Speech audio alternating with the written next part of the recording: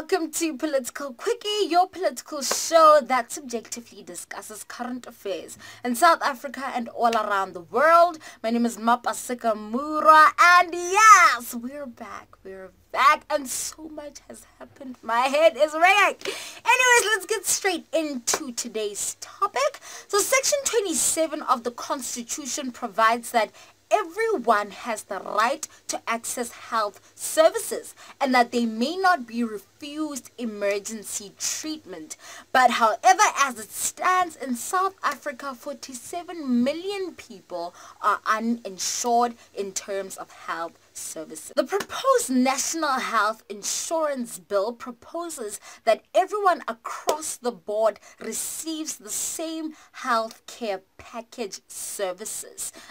Now, the Minister of Health, Aaron Motsoaledi, has said that this is a financing system that will be funded by taxation and possibly VAT might go up. The fund that stands to emanate from this bill would be centralized, therefore paying for all healthcare across the board, making healthcare freely accessible to all South Africans.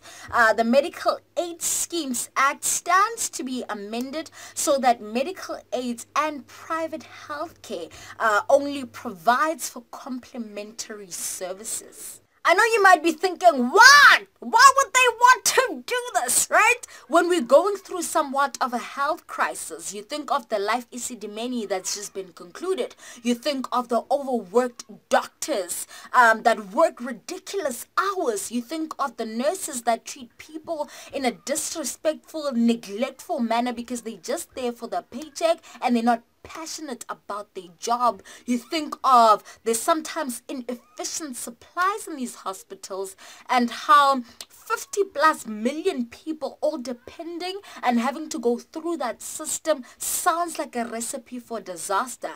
But at the same time, you currently have 47 million South Africans dependent on that system, and it hasn't collapsed. It's just terrible. It needs to be fixed. It hasn't collapsed. It's still standing. So if you have that amount of people depending on it, is it really a recipe for disaster to try and consider and to ensure that every single person has universal healthcare in this country? This thing is actually bittersweet, okay? Because when I think of countries like France and Singapore and Luxembourg, which has actually one of the best healthcare facilities in the world, okay? You think Belgium, all these countries have universal healthcare and they're making it work, right, in a magnificent way.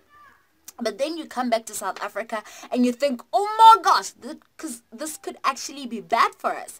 But then I think that if it's done correctly, if it's done in the right way, although it takes away the choice from people to be able to choose private healthcare if they can afford it, I just think that if it's done the right way, this could be possibly the biggest achievement of democratic South Africa, universal healthcare. But I am worried. I'm worried about how much it's going to cost people, because you know, this is all going to be dependent on tax. I'm also worried about the management of all of this. You know, Dr. Aaron Motsoaledi did say that this is not going to be done, you know, very fast, but it's going to be done over a long period of time because it has to be done carefully. So on one hand, I'm really, really worried how they're going to implement it, you know, just also considering the current, you know, healthcare system. But on the other side, I'm thinking about all these other countries that have made it work and how, you know, having access to a healthcare system of quality is a human right. I hope they make it work. I really want them to make it work. Yes! My name is Mapasika Mura. It's good to be back. Use your talents to serve humanity, and I will see you guys on Wednesday. Bye.